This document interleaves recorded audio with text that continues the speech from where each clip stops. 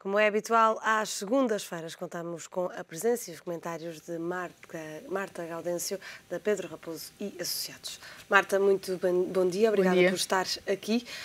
Vamos falar de reclamações graciosas, no caso de haver um indeferimento nesta fase ainda administrativa. Quais são os meios que o contribuinte pode dispor? Bom, de facto a reclamação graciosa é um meio administrativo de tentar aferir a legalidade de uma liquidação de imposto. Se os contribuintes optarem por apresentar uma reclamação graciosa e esta for indeferida pelos serviços, portanto pelos serviços da administração tributária, têm duas hipóteses. Ou apresentam uma impugnação judicial contra o indeferimento dessa reclamação, ou então podem recorrer hierarquicamente. No fundo, isto tem a ver com a divisão que existe e há sempre dois meios de reação ao dispor do contribuinte. Sempre não, mas até uma determinada fase há dois meios. Há o meio administrativo ou gracioso e há o meio contencioso, que é o meio judicial. Aqui, quando uma reclamação graciosa é indeferida, temos precisamente o mesmo. Se o contribuinte entender que é um assunto que ainda assim pode ser revisto pelos serviços e que há fundamento para que os serviços venham a analisar de uma outra maneira, apresenta o recurso hierárquico.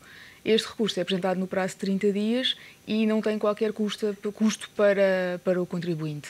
Ao contrário, se achar que é uma questão, enfim, que os serviços não vão decidir de uma maneira diferente, porque de facto ou o entendimento dos serviços tem na base uma informação dos serviços do IVA ou do IRC e, portanto, já há um entendimento administrativo muito vincado naquele assunto, ou relativamente àquele assunto, pode optar por apresentar junto do Tribunal a impugnação judicial. Aí já é um meio jurisdicional que vai analisar a questão e, portanto, enfim, a forma já será outra de analisar o assunto.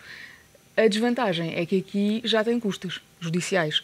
Portanto, quando decido por apresentar uma impugnação judicial, o processo segue para o tribunal, é apresentado diretamente no tribunal e depois é um processo normalmente mais longo.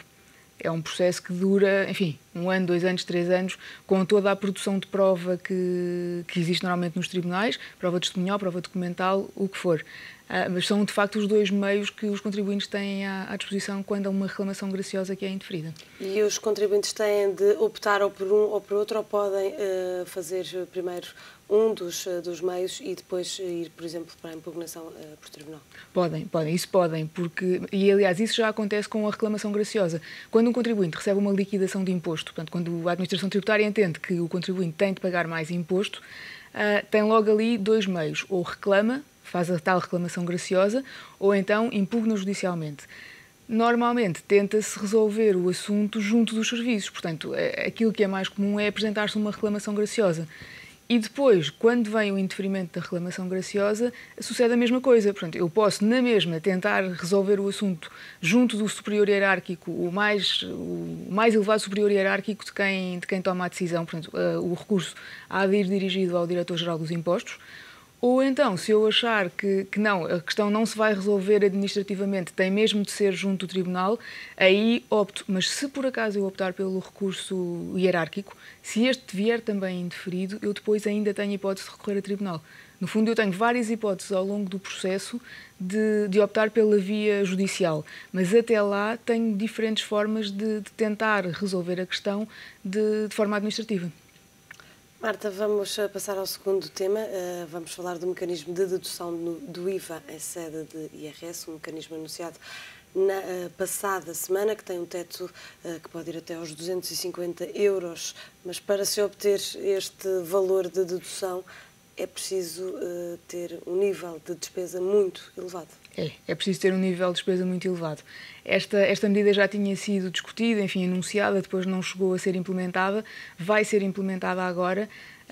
Enfim, vamos ter de aguardar e perceber, de facto, quantas pessoas é que vão beneficiar desta dedução, mas realmente o teto da dedução é muito baixo. E depois há aqui uma série de problemas ou de dificuldades, porque, no fundo, o que é que se vai passar? Vamos alterar as regras de faturação, e agora vamos ter de esperar que seja publicado o decreto-lei ou depois que com o Orçamento de Estado para o ano que vem venham as novas regras, porque neste momento nós temos uma possibilidade para os pequenos negócios e os negócios que vendem a consumidores finais, portanto, a pessoas que não são empresas e, portanto, não vão deduzir o IVA, têm uma possibilidade de ficar dispensados de faturação. Portanto, hoje em dia, se nós formos, nós, contribuintes individuais, se formos a um restaurante, por exemplo, como nós não vamos deduzir o IVA, e dependendo do valor, até aos 10 euros, nós não precisamos, ou a empresa que presta os serviços, o restaurante neste caso, não é obrigada a emitir fatura. Basta emitir um talão de venda que tem requisitos mais simples e que, enfim, e que documenta na mesma a venda, mas que, enfim, não é tão formal. O que se vai passar, certamente, é que este mecanismo vai ser alterado também. Portanto, provavelmente todas as empresas e todos os restaurantes, todos os cabeleireiros, porque no fundo isto está pensado em primeira linha para estas áreas de negócio, vão ter de passar a emitir fatura. Enfim, a mim custa-me um bocadinho a perceber como é que qualquer um de nós vai a um café e toma um café, por exemplo, e pede uma fatura. Eu acho que isto vai ser um pouco difícil de implementar. E depois, o benefício para quem vai, enfim, ter esta dedução não é assim tão grande. Vamos ter de ver se de facto há uma correspondência entre aquilo que se pretende, que é fazer com que as empresas passem a emitir cada vez mais faturas e, portanto, que se controle muito mais aquilo que é a receita e haja muito maior liquidação de imposto. Mas vamos ver se isso de facto sucede ou não, porque para 250 euros de dedução anual por agregado familiar, de facto estamos a falar de despesas de 2.000 e tal euros por mês. Apenas nestas áreas é preciso ter um rendimento disponível muito superior para que se possa gastar estes valores em cabeleireiro e restaurantes. Exatamente, porque depois, com o tempo, é possível que isto venha a ser alargado a outras áreas. Mas neste momento é disso que estamos a falar. Estamos a falar de cabeleireiros, de restaurantes, de empresas de reparação e manutenção de veículos automóveis. Enfim, vamos ver, mas de facto parece-me que a dedução ainda assim não é tão, enfim, simpática, digamos assim, não é tão apelativa como poderia parecer ao princípio. Para os contribuintes. Exatamente. E no que toca à redução da fraude e evasão fiscal, poderá resultar, efetivamente? Poderá ajudar, de facto, porque se houver uma obrigação de emitir fatura para todas as operações, em vez de aquilo que temos agora, de poder emitir um talão de venda, e muitas vezes nem se pede esse talão de venda, mas a questão é sempre, é preciso que a fatura seja solicitada. E é a mesma coisa com o talão. Hoje em dia o talão normalmente sai automaticamente da máquina, portanto até é mais fácil.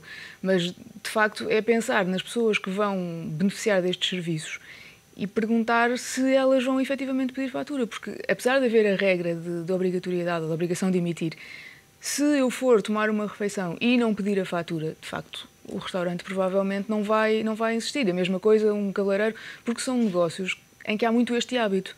Portanto, a menos que os contribuintes peçam de facto, e aí sim, aí vamos assistir a um aumento da emissão de faturas e, portanto, há eficiência nesse sentido. Se não for assim, se não forem pedidas as faturas, enfim, o resultado prático vai ser quase nulo. Vamos muito rapidamente tocar no último tema que temos hoje aqui para analisar, a instauração do processo de execução fiscal pela Segurança Social. Quais são as formas de reação?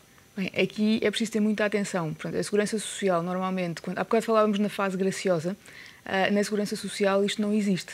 Portanto, quando uma empresa tem dívidas à Segurança Social, não recebe normalmente uma carta a chamar a atenção para o facto de ter dívidas e não tem aquela fase de reclamação prévia. Na Segurança Social, avança-se imediatamente para a execução fiscal. Portanto, aqui muito importante porque, primeiro, tem prazos, e tem um prazo relativamente curto, tem um prazo de 30 dias para apresentar a oposição à execução fiscal ou ou fazer o pagamento imediato ou requerer a dação em pagamento, mas, de facto, se isso não for feito no prazo de 30 dias, vai a Segurança Social avançar imediatamente para a fase de penhora. Portanto, muita atenção aqui que não há, de facto, forma de discutir a legalidade. O que acontece muitas vezes é que a Segurança Social diz, bom, apesar de apresentarem a oposição, e a oposição é judicial, isto significa vai para o tribunal e paga custas, portanto, apesar de apresentarem a oposição, podem igualmente apresentar uma reclamação, mas é em paralelo. Portanto, se eu não apresentar a oposição judicial e se não prestar garantia, porque isso é outra questão, o processo de execução só se suspende com a prestação de garantia, que tem de ser correspondente ao valor da dívida mais 25%, o processo segue para a fase executiva. Portanto, aqui é preciso mesmo muita atenção aos prazos, é um prazo de 30 dias, que é relativamente curto para poder depois fazer a oposição. Caso não seja feita esta oposição no prazo de 30 dias, passado este prazo, quais são os meios que a pessoa tem para reagir? Aí já não tem. Aí a única coisa que pode fazer, e nisso a Segurança Social é bastante flexível, é requerer o pagamento em prestações. Mas no pagamento em prestações também vai ter de prestar garantia. Portanto, a oposição à execução fiscal tem determinados fundamentos. Se houver fundamento, imagine que houve um erro e que a empresa efetivamente até tinha pago as contribuições todas, mas houve um erro qualquer de processamento e há ali um valor que ficou esquecido, enfim, porque foi inserido manualmente, por exemplo, pela Segurança Social. Se não existe dívida, porque de facto a empresa pagou, tem fundamento para se opor à execução. Agora, se não o fizer dentro dos 30 dias, pode ter toda a razão do mundo, mas já não pode. Quer dizer, poderá, eventualmente, ao nível da reclamação, mas na fase judicial não pode. Aí, nesse caso, o melhor será prestar garantia para suspender a execução e reclamar. E tentar chamar a atenção para esse assunto, porque depois da reclamação ser processada e ser tratada, se verificar que de facto há um valor pago a mais, também é fácil, o valor é compensado nos montantes a pagar a seguir. Portanto, aí não há, pode ser restituído, mas normalmente até é compensado. Agora, se não se fizer nada, se deixar passar tudo aquilo que é prazo previsto, então aí não tem mais meios de defesa. Marta, muito obrigada pelo seu comentário aqui no Primeira Hora. Fazemos agora aqui um curto intervalo, voltamos já a seguir. Até já.